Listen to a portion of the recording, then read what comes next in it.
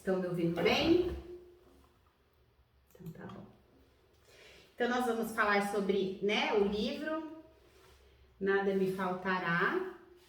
E esse livro ele tá então baseado, né, no Salmo 23 de Davi, que é um salmo muito conhecido e um salmo muito confortante, né? Quando a gente lê esse salmo, a gente percebe tanto que essas palavras nos trazem né, um aconchego de alma mesmo, algo que a gente pode descansar no Senhor, né? E esse autor, o Philip Keller, ele pega cada versículo desse salmo, né? E ele vai dando algumas explicações, né? E é muito interessante porque, assim, a gente vive hoje, né, no século 21, então a gente não tem mais tanta afinidade, né, com essa coisa rural da época, que falava sobre gado, sobre agricultor, né, sobre esses fenômenos da natureza. Então é muito importante a gente lembrar que existe um contexto naquela época que o exemplo das parábolas, elas eram bem baseadas na realidade das pessoas. Só que a palavra de Deus, ela é muito atemporal, ela independe da época. Se a gente traz isso para nossa realidade, a gente percebe que dá para fazer uma analogia. E quanto mais a gente conseguir trazer isso para o nosso dia a dia, mais entendimento a gente vai ter daquilo que o Espírito Santo quer nos revelar. Porque mais do que uma leitura de um conhecimento, é a revelação que o Espírito de Deus quer trazer para a nossa vida. Por isso que é muito importante, quando a gente vai ler a palavra, a gente pede para Deus nos dar entendimento, para a gente sair do natural, né? Por exemplo, as parábolas de Jesus, são histórias, né, que nos fazem aprender lições importantes, e que cada pessoa às vezes tem um entendimento diferente, né? E muitas vezes ele usa fenômenos naturais para explicar verdades sobrenaturais, espirituais, na verdade, né? Então é uma questão mesmo, porque Deus fez tanto natural como espiritual. Então é uma maneira da gente conseguir linkar. Eu sempre peço para que o Espírito Santo me ajude a entender essas entrelinhas, né, da palavra de Deus. Por isso que é tão importante a gente ter o tete a tete ali com Deus, né? Às vezes tem gente que fica só assim, vai na igreja, ouve pregação, ouve podcast, hoje em dia tem muita informação, mas pegar a palavra e ler, né? Ali você e Deus é sempre muito importante, porque tem coisas que o Espírito Santo vai falar no nosso íntimo, no nosso particular. Eu sempre gosto de dar esse exemplo, por exemplo, às vezes a gente está num grupo e eu tô falando aqui pra vocês, mas se eu tivesse no particular com vocês, eu poderia estar falando coisas que só você e eu iríamos saber. Então, às vezes, no particular com Deus é onde Ele revela a maior parte das coisas que nosso espírito precisa, né? Todo o resto é complemento, é importante sim, mas aquele tempinho devocional com Deus, só a gente, Deus, né? Só cada uma de nós com Deus é muito importante, tá?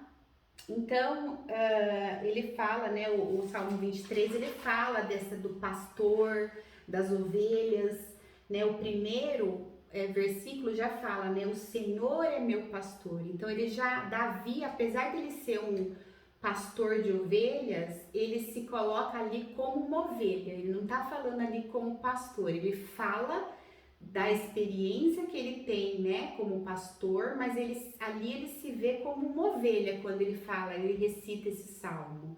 O mesmo acontece com esse autor do livro. Ele era pastor, filho de pastor, né, mas a todo tempo ele se vê como uma ovelha, porque o bom pastor é o próprio Deus, né, quando ele fala, o Senhor é meu pastor. Então a gente está se vendo ali a todo tempo como uma ovelha. E o pastor, o que ele é? Né? Como se hoje em dia fosse o gerente, o administrador da empresa, o CEO que a gente chama, né? Aquela pessoa que ela vai olhar para a situação e ela vai definir, guiar, ela vai encorajar, ela está pensando no crescimento daquele pessoal. Né? Então o pastor ali, ele é aquele que administra o tempo, o tipo de comida, o lugar do pasto, o tempo certo de recolher, e a ovelha, ela meio que vai na onda das outras, né? Então, assim, o fato da gente se ver como ovelhas tem uma similaridade. Por quê? Porque a gente também, às vezes, vai com a multidão, aquele pensamento em massa, né? Onde as pessoas, às vezes, vão pelo que todo mundo está fazendo. A gente tem, né, esse conceito do povo. Muitas vezes a gente pensa em conjunto, né? E o fato do pastor cuidar do rebanho, ele sabe que existe também uma particularidade de cada ovelhinha, e ele é aquele que não deixa nenhuma só para trás, né? Ao longo da palavra de Deus a gente vê que ele deixa as 99 e busca o que está faltando, ele conta as suas ovelhas e sabe, chama pelo nome, né? Ele conhece as necessidades de cada uma e ao mesmo tempo ele leva a gente junto. Eu lembro uma vez que eu estava fazendo uns vídeos para o meu filho que mora fora, que eu queria que ele entendesse um pouquinho de algumas parábolas, né? E eu fui fazer da ovelha perdida. E naquele dia eu aprendi tanto sobre a ovelha, achei tão interessante que fala que a ovelha, quando ela está sozinha, ela é muito mais vulnerável ao ataque do lobo, né, do que quando ela tá no meio das outras.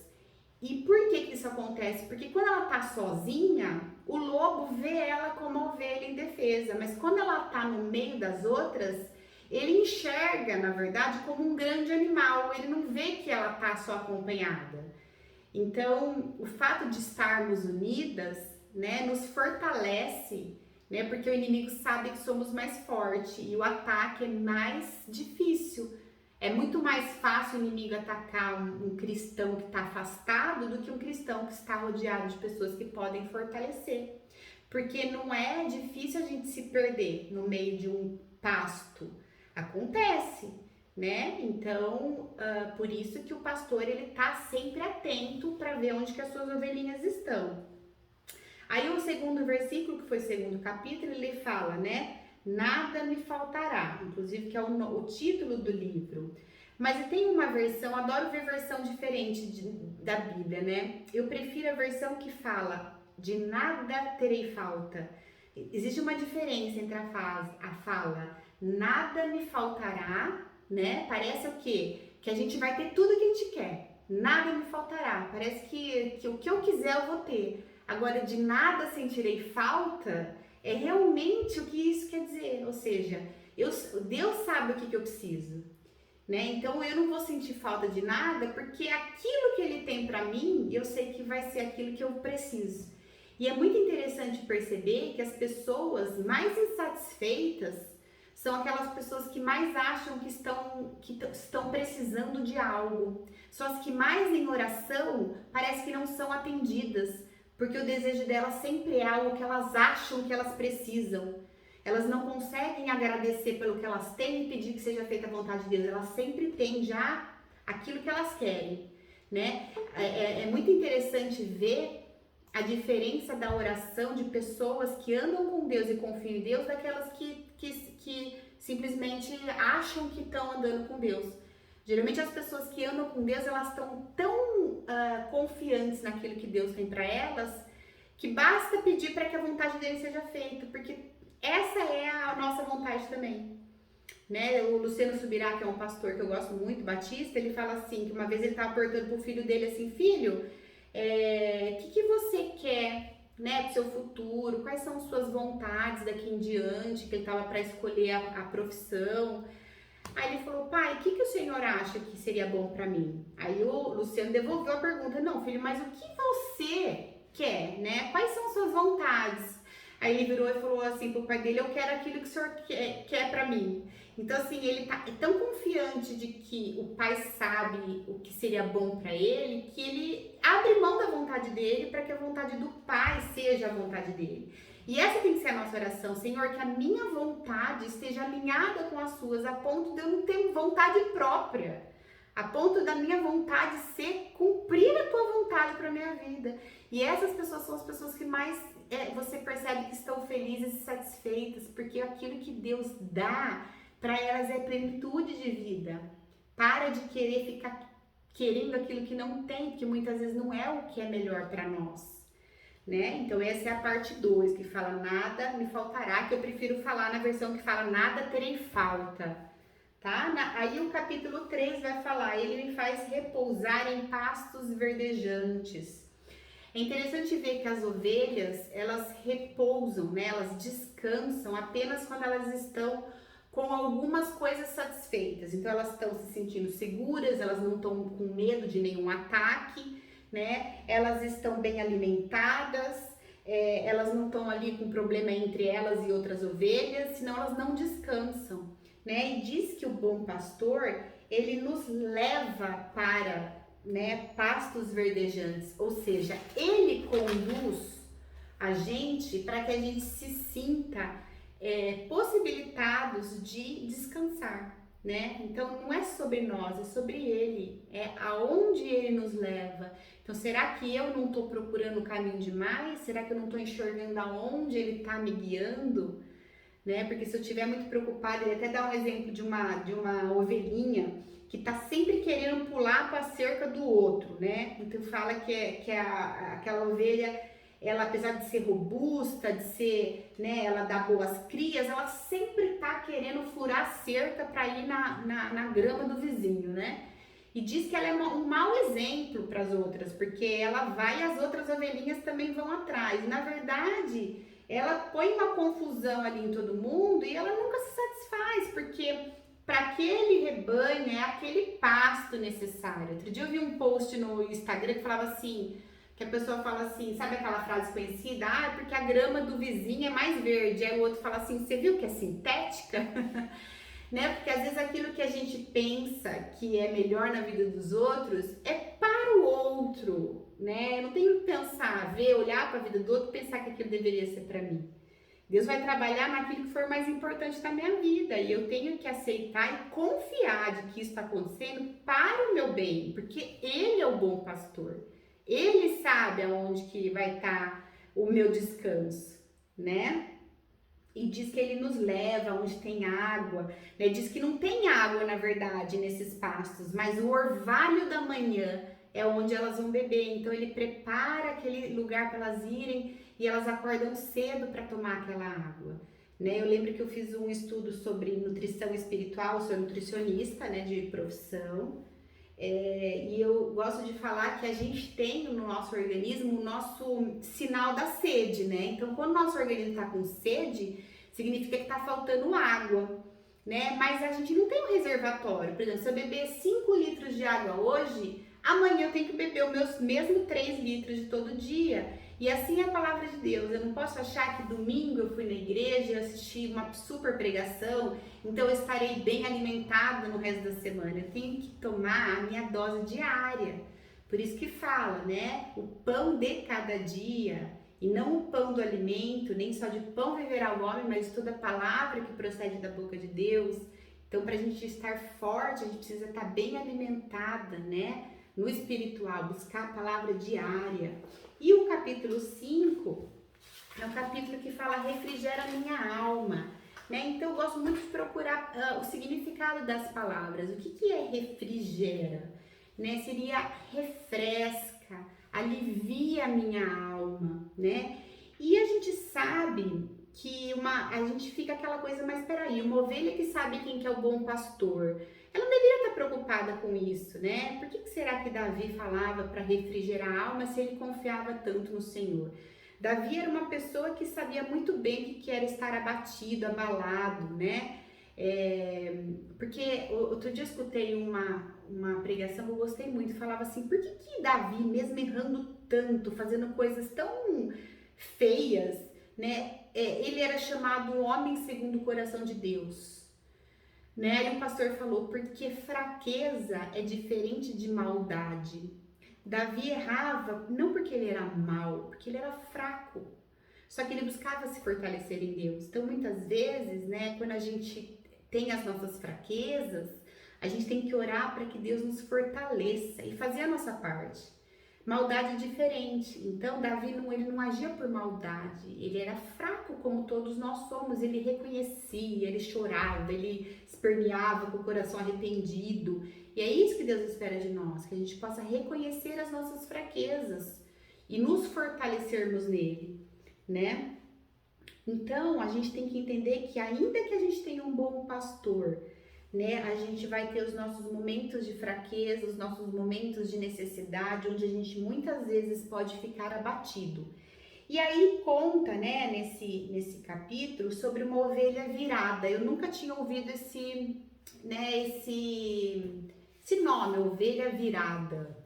E aí ele explica que uma das preocupações do pastor é quando a ovelha, ela vira, já viram, ovelha a gente não viu, né, gente? Mas já viu uma baratinha virada com as pernas para cima, tentando se levantar, né?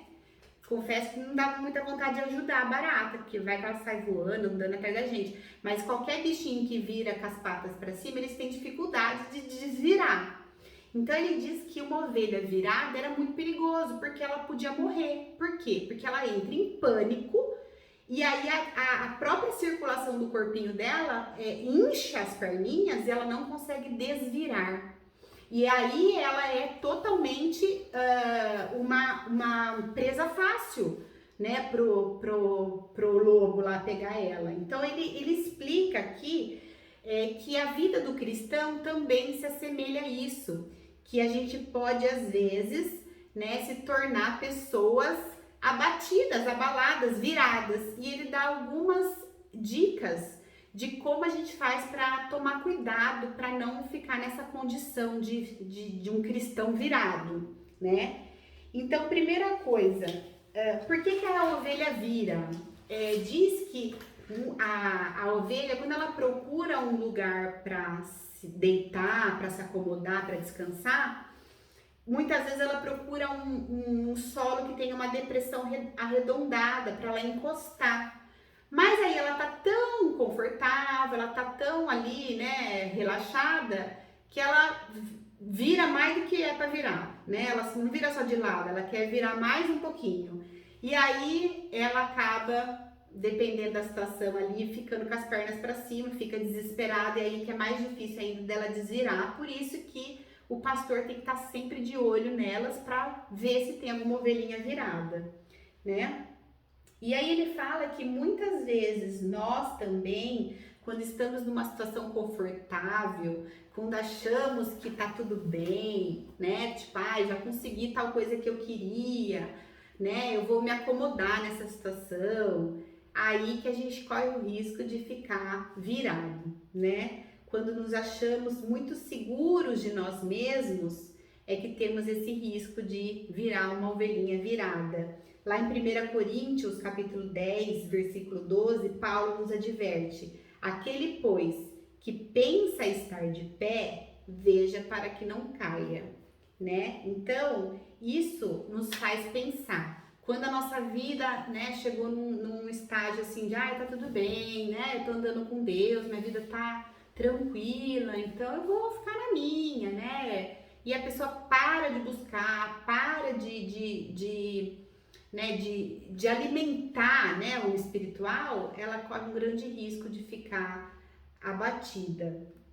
Então, aqui ele vai falar de 3 características, né, que podem fazer com que a gente vire, né, fique de pernas pro ar. A primeira é quando a gente procura situações muito confortáveis, né, aquele canto mais cômodo da nossa vida, aquela coisa de, não vou lá na casa de tal pessoa porque não me dou muito bem com ela, prefiro ficar na minha, prefiro não frequentar certos grupos, né? Aqui eu não tô falando, gente, de fugir de confusão, né? A palavra de Deus diz que nós temos que fazer de tudo para ter paz com todos. Mas eu tô dizendo aqui aquela pessoa que diz assim, que nem chegou a pandemia, muita gente deixou de frequentar a igreja, porque ficou mais cômodo não sair de casa.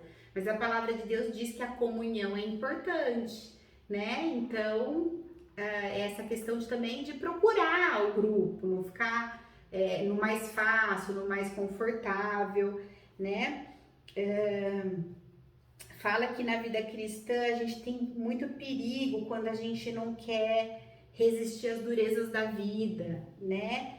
Que a gente não quer exercitar a disciplina. Por exemplo, tá tudo bem na minha vida, por que eu vou ficar orando toda hora, todo dia? Por que eu vou fazer um devocional? Por que eu vou continuar estudando a palavra se eu já conheço?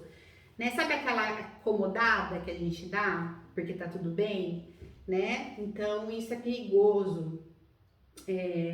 Quando a gente está muito sossegado, a gente está andando por caminhos muito fáceis, o bom pastor pode querer trocar o nosso pasto, né? Para quê? Para a gente poder mudar o nosso alimento, porque é importante a variedade. Eu falo isso para os meus pacientes, não adianta a gente querer ficar comendo só as mesmas coisas, a gente tem que, né, ter de tudo um pouco. É a mesma coisa na palavra de Deus, não adianta a gente ficar... Que nem esses dias eu queria começar a estudar Isaías, não achei uma que estudasse comigo, porque ninguém quer entrar, né, nessa questão de batalha. Isaías, você vê o resumo, você fala, nossa, é só bomba, né? Porque os 39 primeiros capítulos é julgamento, é o povo rebelde. Aí eu entendi, falei, tá bom, Senhor, eu sei que o Senhor não quer que eu vá num certo ritmo, então se ninguém tá querendo estudar comigo é porque eu me demorei mais no primeiro, me demorei mais no segundo, mas eu tenho no meu coração que Ele quer que eu estude. E eu podia pensar, não, deixa, né, todo mundo tá indo pra Filipenses, a carta da alegria, né, mas não, Deus me mandou lá naquele pasto que eu vou ter que aprender aquilo lá, então eu tenho que entender, o saber ouvir a voz de Deus. Saber que passos diferentes que vão me levar a outro tipo de alimento também são importantes, né? Bom, então isso é uma das coisas, evitar o comodismo, evitar querer só ficar numa situação mais fácil. Muitas vezes a gente tem que exortar alguém em amor e a gente não quer, deixa quieto cada um dos seus problemas, não é isso que a palavra de Deus diz. Né? Nós devemos sim levar a palavra, devemos sim encorajar as pessoas e muitas vezes passar sal na ferida dos outros arde, mas cura, né? Sermos sal e luz, lembra? Segundo ponto que ele fala pra gente tomar cuidado é a nossa lã, né? Diz que a lã, ela representava na época algo de orgulho, de excesso, né? Então, por exemplo, uma ovelhinha que tivesse com muita lã, um excesso de lã, a chance dela virar era maior, porque ela pendia para o lado, né? E interessante que o sumo sacerdote, no Velho Testamento, ele não tinha permissão de entrar com vestimentas de lã no Santo dos Santos, porque a lã significava o ego, o orgulho, a autoindulgência, né? Que são coisas que Deus não tolera. Então, sabe aqueles excessos que a gente vai juntando na nossa vida? Então eu tô ganhando dinheiro, mas me apareceu uma oportunidade de ganhar mais. Eu quero mais. Eu tô feliz com o meu físico, mas eu quero treinar mais. Sabe aquele mais que vai te causando um peso desnecessário, né? Mais dinheiro, mais posse, mais isso, mais aquilo. O excesso de ego, o mundo que requer mais sucesso, mais curtida, mais seguidores, né? E diz que quanto mais excesso de lã, mais chance a ovelha tem de virar. E aí, o que acontece? O pastor tem que vir e, né, podar, que chama tosquear. E nem sempre essa poda, essa tosqueia, ela é confortável, né? Porque tá embaraçada, é coisa que às vezes dói para tirar da gente. Mas depois que sai, a gente sente o alívio de nos livrarmos de nós mesmos, né? E muitas vezes as pessoas não percebem, mas esse excesso tá nos cuidados com os filhos, nos cuidados com o marido, com a casa, com a limpeza, e a gente passa tanto tempo pensando nessas coisas que isso é um excesso da nossa vida, gente, porque idolatria não é só ficar adorando o santo, idolatria é tudo que ocupa o lugar de Deus na nossa vida. Se a gente está pensando demais num problema, a gente está idolatrando o nosso problema. Se a gente está pensando demais no trabalho, a gente está idolatrando o nosso trabalho. E a mesma coisa para os nossos filhos, para o nosso marido, tem que ter uma dose, tem que deixar para Deus cuidar também, né? Tem até onde a gente pode ir e tem aonde a gente tem que entregar para Ele, né? E quando a lã cresce demais, ela vira a nossa vida de ponta cabeça, fora que ela traz sujeira para nossa vida, porque as ovelhinhas passam e elas grudam nos carrapichos, elas grudam na lama, elas ficam sujos. Então precisa podar, precisa tirar o excesso de tempo em tempo, tá? E nem sempre isso é confortável, na maioria das vezes isso é desgastante, tanto para nós como o pastor, né? O nosso pastor, mas uma vez feito, ele traz muito alívio, né? Deus, ele vem muitas vezes com essa, né, essa poda pela palavra de Deus, né? Aquela lâmina cortante da palavra de Deus que a gente lê e fala, isso eu preciso cortar, né? Eu sempre falo, eu adoro os sims de Deus, mas os nãos eu presto uma atenção, porque é ali que tá a questão de presta atenção, né? Na palavra tá escrito, se vocês me ouvirem, né? Ouça Israel, né? Se vocês me ouvirem e me obedecerem, vocês comerão o melhor dessa terra. Inclusive, Isaías, que eu estou estudando, eu não consigo superar o capítulo 1. Eu estou no 5, mas o 1, ele fala assim, venham, o povo lá tá fazendo tudo de errado, tá rejeitando ele. Ele fala, até o boi conhece seu dono e meu povo não me conhece. Aí ele fala, venham, vamos resolver isso. Venham, vamos falar disso, vamos refletir sobre isso.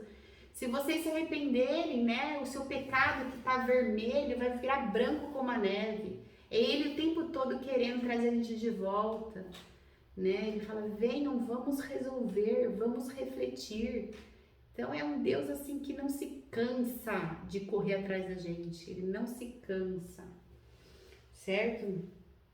Então esse é o segundo ponto, tá? Então primeiro é a gente tomar cuidado com o comodismo, o segundo é a gente tomar cuidado com os excessos, e o terceiro, ele fala sobre, eu achei tão engraçado lendo isso, falei, será que a Márcia me deu de propósito? Que fala do peso, né, as ovelhinhas que engordam, né, eu como nutricionista, eu sei como que é prejudicial para uma pessoa estar acima do peso, não pela estética só, mas pelo fisiológico, isso é um fator de risco para tantas outras patologias, né? Então diz aqui que a ovelhinha que ela era mais pesada, ela tombava mais fácil, tinha mais dificuldade de se pôr de pé. E aqui o peso, ele fala de pessoas que pensam que já estão suficientemente bem na vida, que já engordaram o cofrinho, que já estão estudadas o suficiente, né, que já estão satisfeitas no relacionamento, quando pensam que, né, o dinheiro, gente, o dinheiro ele é importante, ele paga a conta, mas se ele é o seu dono, né, se você tem apego ao dinheiro, ele é a raiz de todos os males, porque ele vai se sobressair sobre todos os outros campos da sua vida, né, você vai trabalhar mais para ter dinheiro e nunca vai ser o suficiente, né, ele é um ótimo servo, mas ele é um péssimo senhor. A palavra de Deus diz, né, que a gente não tem como servir a dois senhores. Então tem que tomar muito cuidado, porque ele enche os olhos, parece que a pessoa ela é capaz de tudo, de comprar todas as coisas. E sendo que a gente vê, né, por exemplo, aquele jovem rico que chega a Jesus e fala, pronto, tô feito na vida, e aí? Tô salvo? Né? Ele tava à beira de virar uma ovelhinha virada. Fala, vai e vende tudo que você tem, e ele não consegue, porque ele tá apegado àquilo que para ele era o Senhor da vida dele, né? Então aqui fala que a gente tem que tomar muito cuidado quando a gente acha que a gente já tá satisfeito naquilo que pra gente é o suficiente, carreira, casamento, né, poupança. E só que eu tive um outro olhar também dessa questão aqui de falar sobre o peso, os excessos, né? Aqui diz que quando as ovelhas estão gordinhas e elas se viram com facilidade, o pastor leva elas a ter uma alimentação mais regrada, não deixa elas pastando, comendo como querem. E eu penso assim, as pessoas que se alimentam de tudo que é doutrina, sabe aquela pessoa que acredita em horóscopo, acredita no cartomante, acredita no não sei o quê. Esse tipo de pessoa que come de todas as fontes, ela fica gorda porque ela não tem a nutrição certa, ela não está se alimentando corretamente. O alimento certo está na palavra de Deus, né? Nas escrituras, porque as escrituras elas foram inspiradas por Deus para o nosso alimento, para a nossa exortação, né? O que sai, a gente não precisa conhecer todas as doutrinas falsas. Basta que a gente conheça a verdadeira. Não adianta a gente querer acreditar em tudo. Sabe por quê, gente? Porque são pessoas que, como aquela ovelhinha que fala que quer o melhor dos dois mundos, são pessoas que vão pegar a palavra de Deus e vão tirar delas apenas aquilo que convém. Aquilo que não convém, a pessoa vai falar, mas essa parte aí eu vou pular, né? Não é, ou é tudo ou não é nada. Ou a gente pega como prato completo, né, refeição, não fica de lanchinho. É muito importante a gente ter a consciência de que o meu padrão, a minha conduta, né, o meu manual é um só. Eu não vou ficar acreditando, porque me mandam um texto para falar que não adianta. Para mim, eu já sou bem sincera. Eu falo, tá na palavra? Aonde tá? Se tiver que tiver na palavra de Deus, eu vou acreditar. E isso se comprova, né, na nossa vida, na vida daqueles que seguem a palavra de Deus. Não precisa a pessoa acreditar só naquilo que você está dizendo, basta que você perceba na vida dela. Se ela coloca em ação, em prática, né, os princípios da palavra de Deus, você pode ter certeza que você está diante de uma pessoa que vai dar testemunho daquilo que está dizendo, gente. Não tem como ser diferente. Né? Deus não é homem para que minta, nem filho do homem para que se arrependa, não tem uma sequer promessa dele que não cumpra. Então por que a gente vai ficar dando crédito para coisas que dizem, né, doutrinas, falsas doutrinas? Hoje em dia tem tanta falsa doutrina, porque as pessoas querem respostas rápidas, as pessoas querem confirmações de coisas que Deus às vezes não quer te confirmar, porque se a gente tivesse confirmação de tudo, a gente não precisava confiar nele, né? Não é bom que a gente tenha todas as respostas, porque senão a gente não confiaria nele, no bom pastor, né? Então é muito importante que a gente se alimente da fonte certa. Em Hebreus 12 a gente vê, né, como Deus disciplina aqueles que ele ama. Né? E na sua misericórdia, no seu amor, ele faz disso, né, uma maneira de ir amadurecendo a nossa fé. Toda vez que eu passo por alguma dificuldade, por uma prova, eu sei que Deus vai usar isso na vida de alguém. Às vezes é no mesmo dia, né? Porque se a gente tá lá escrito que se a gente não desanimar, se a gente perseverar, a nossa fé vai ficar mais madura. Quando a gente desanima, aquela lição que Deus nos deu para que isso gere nas pessoas um testemunho, vai morrer em nós. E a gente é provado para ser aprovado, para que Deus use na vida das pessoas aquilo que você vai poder testemunhar daquele problema. Né? Às vezes eu falo, tem minhas amigas que eu dou, né, tipo um discipulado, outro dia eu tava comentando né, porque também não é fácil casamento, o marido tem que ter muita sabedoria. Elas, você passa por isso como se eu tivesse uma redoma. Eu falo, não, se eu começar a contar minhas provas, é bom você falar, porque se a gente vê que não é só a gente, que não sei o quê. Falei, não, gente, é o que a gente faz com a dificuldade que faz a diferença. Todos vamos passar. A palavra de Deus fala, né? Quando passares pelas águas, elas não te afogarão. Não é se vamos passar ou não, é quando, né? E se a gente for perseverante, isso vai tornando a nossa fé madura, para que a gente possa depois testemunhar e ajudar as outras pessoas, né? E ele nunca vai pedir nada que a gente não seja capaz de enfrentar, e ele sempre vai dar um escape, igual falam lá em Tiago, né? Esse é o bom pastor, nele a gente pode descansar. Ele sabe o que ele está fazendo. E essa certeza em si mesma é o que deve ser o suficiente para nos dar refrigério de alma, né? Ele sabe o que ele faz com a gente. E a alma, a gente tem que lembrar que é muito sobre o nosso pensamento, né? Porque a gente tem o espírito e a alma é a nossa mente. O maior campo de batalha está na mente. Quando ele fala refrigera a minha alma, né, ele quer dizer, Senhor, né, dai refresco para minha cabeça, me ajude a pensar com clareza, e a gente tem que orar por isso. Né, o Antônio tem 7 anos e no sábado ele foi fazer exame de sangue. Aí eu falei pra ele chorando, assim, dias antes. Eu falei, Antônio, para de pensar nisso, pense em outra coisa. Se você colocar o seu pensamento na dor, você vai sofrer tanto antes. E a gente faz isso, às vezes a gente pensa tanto no problema, gente, tanto no problema, e a gente esquece, né, do que o dono do barco, independente da tempestade, ele sabe o que ele tá fazendo. Né? A gente não precisa desviar as tempestades. As tempestades, elas não vêm para nos destruir, elas vêm para nos fortalecer, né? Então a gente tem que lembrar disso, não que a gente tem que fugir dela, a gente tem que aprender com elas, ok? E é isso que fala o refrigera minha alma. Deixa eu parar.